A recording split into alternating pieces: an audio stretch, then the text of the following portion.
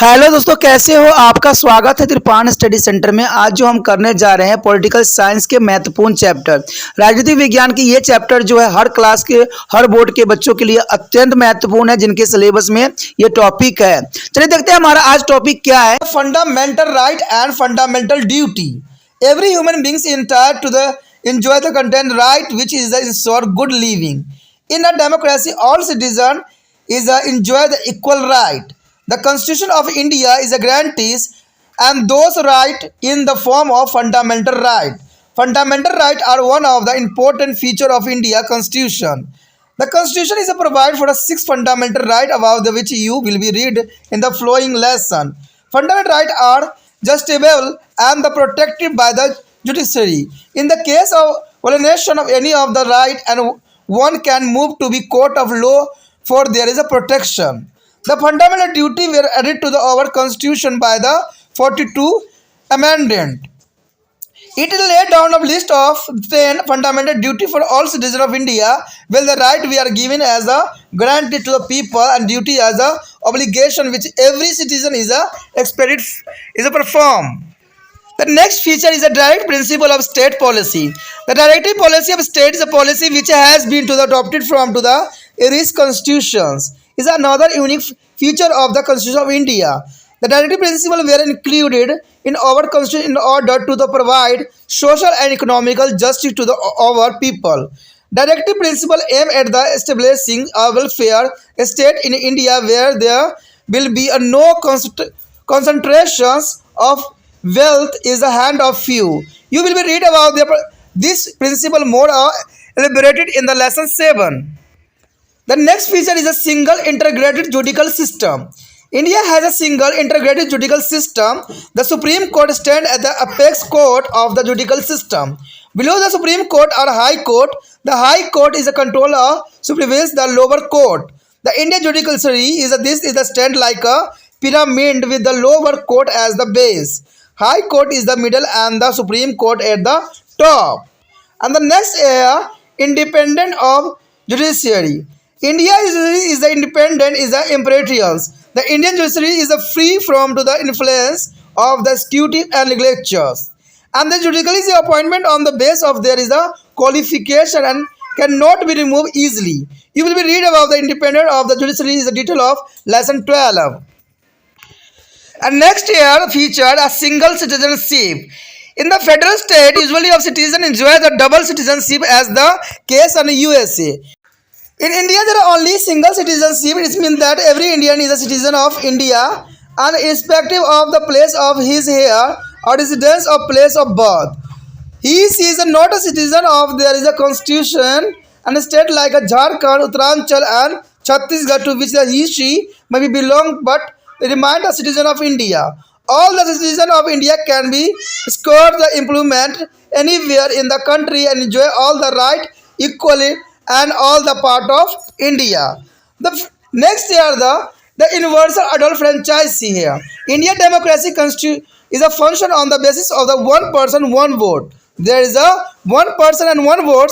Every citizen of India who is 80 years of age is about to the entitled to the vote in the election irrespective of the case, sex, race and the religions and status. The Indian Constitution establishes a political equality in India through the mention of universal adult franchise. The next here is the features are emergency provision. The constitution makers also is a foresay that is there could be a situation when the government could not be run as the ordinary time. To cope with such a situation and constitution elaborate on the emergency provision. There are three types of emergency. Emergency causing by their war, external aggressions and arm of rebellion. And the emergency arises of the failure of constitutional machinery state. And next year the financial emergency. About emergency provision you will be read of the lesson 9. पश्चात हमारा सबसे important topic आता है मौलिक अधिकार एवं कर्तव्य। कहते हैं प्रत्येक व्यक्ति को निश्चित अधिकार दिए गए हैं जिनमें वो अच्छी जिंदगी जी सके। लोकतंत्र में सभी नागरिक बराबर अधिकार रखते हैं। भारत का संविधान इन अधिकारों को मौलिक अधिकार के रूप में प्रदान भी करता है। मौलिक अधिकार भारतीय संविधान की एक महत्वपूर्ण विशेषता है। संविधान में 6 मौलिक अधिकार दिए गए हैं, जिसे आप अगले पाठ में विस्तार पूर्वक जानोगे।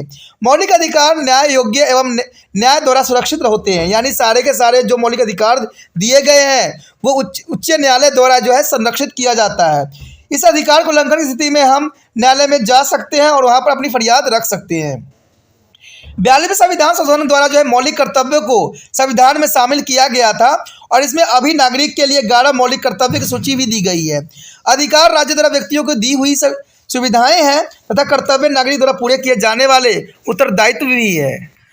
हमारा जो अगला टॉपिक अत्यंत महत्वपूर्ण है, राज्य के नीति निर्देश सिद्धांत।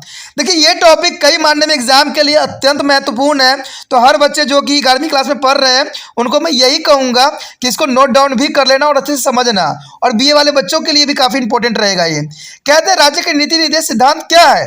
राज्य के नीति निर्देश सिद्धांत हमारे संविधान की अनूठी विशेषता है।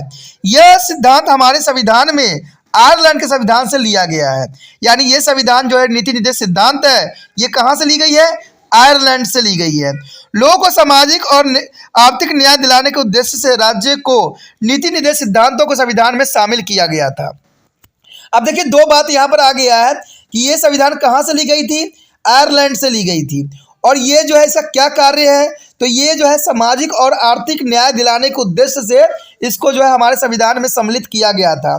राज्य के नीति निर्देश सिद्धांत का जो उद्देश्य कल्याणकारी राज्य स्थापित करने से है, यानी देश में जो है राज्य को सिर्फ नीति निर्देश सिद्धांत का यही कर्तव्य है कि वो कल्याणकारी राज्य की स्थापना कर सके, जहाँ समूचा धन कुछ ही लोगों के हाथों में इकट्ठा न हो सके, क्योंकि कुछ ही लोगों के इकट्ठा हो जाने से देश जो होगा बिल्कुल ही ख़त्म सा हो जाएगा। इसके बाकी जो विस्तार पूर्वक अध्ययन है हम जो है नीति निर्देश सिद्धांत के अगले चैप्टर में करेंगे, जो कि बहुत आपके लिए इम्पोर्टेंट रहेगा। उसके पश्चात हमारे समझ आता है एकीकृत न्याय प्रणाली। देखिए एकीकृत न्याय प्रणाली का मतलब ये होता है कि भारत में एकीकृत न्याय प्रणाली है और सर्वोच्च न्यायालय सर्वोपरि अदालत है। इसके अधीन उच्च न्यायालय है और उच्च न्यायालय अपने अधीनस्थ न्यायालय की देख रेख तथा उन पर नियंत्रण भी रखता है, और इस प्रकार भारतीय न्यायपालिका एवं पिरामिड की तरह कार्य करता है, जिसमें अधीनस्थ जो है न्यायालय आधार पर स्थित है, उच्च जो है न्यायालय जो है मध्य में, सर्वोच्च न्यायालय शीर्ष पर स्थित होता है। अगर बात करें हम उच्च न्यायालय के तो ये जो होता है सबसे ऊपर शीर्ष पे स्थित होता है। उसके पश्चात हमारे समक्ष आता है न्यायपालिका की स्वतंत्रता। देखिए भारतीय न्यायपालिका स्वतंत्र है। कार्यपालिका तथा व्यवस्थायी पालिका के प्रभाव से भारतीय न्यायपालिका में बिल्कुल ही स्वतंत्र है।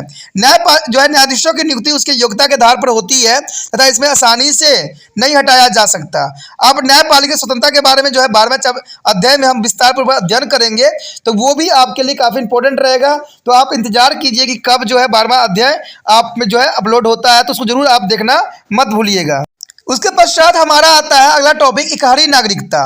कहते हैं संघीय राज्य में आमतौर से नागरिक दोहरी नागरिकता का लाभ उठाते हैं, यानी देखा जाए तो संघीय राज्य में दोहरी नागरिकता की प्रावधान है जैसे कि अमेरिका में है, लेकिन भारत में केवल इकहरी नागरिकता ही दी जाती है। इसका अर्थ है कि प्रत्येक व्यक्ति भारत का नागरिक है, चाहे वो किसी भी स्थान पर निवास करता हो या किसी भी स्थान पर उसका जन्म हुआ हो, यानी आप भारत में रहते हो तो आपको एक ही जगह की नागरिकता लेना पड़ेगा। कहते हैं वह राज्य जैसे झारखंड, उत्तराखंड, छत्तीसगढ़ का नागरिक नहीं हो सकता है, यानी झारखंड का हो, उत्तराखंड एवं छत्तीसगढ़ का नागरिक नहीं हो सकता जहां वह संबंधित है। वह किसी भी राज्य का हो परंतु वह भारत का ही नागरिक कहलाएगा, यानी राज्य के हिसाब से आपको नागरिकता नहीं मिलेगी, सिर्फ आप जो हो भारत के नागरिक हो, यही आपका होना चाहिए विचारधारा। भारत के सभी नागरिकों को देश में कहीं भी नौकरी करने का अधिकार है तथा वह सभी अधिकारों को भारत के किसी भी हिस्से में उपभोग कर सकता है। उसके पश्चात हमारे समक्ष आता है सार्वभौमिक जो है व्यस्क मताधिकार। कहते हैं व्यक्ति एक वोट, यानी एक व्यक्ति एक वोट के आधार पर भारतीय लोकतंत्र कार्य करता है और भारत का 18 वर्ष से ऊपर का प्रत्येक नागरिक जाति, धर्म, लिंग, प्रजाति एवं संपत्ति के आधार पर बिना किसी भेदभाव के मताधिकार का अधिकार रखता है। सार्वभौमिक जो है व्यस्क मताधिकार के द्वारा भारतीय संविधान जो है राजनीतिक समानता प्रदान भी करता है।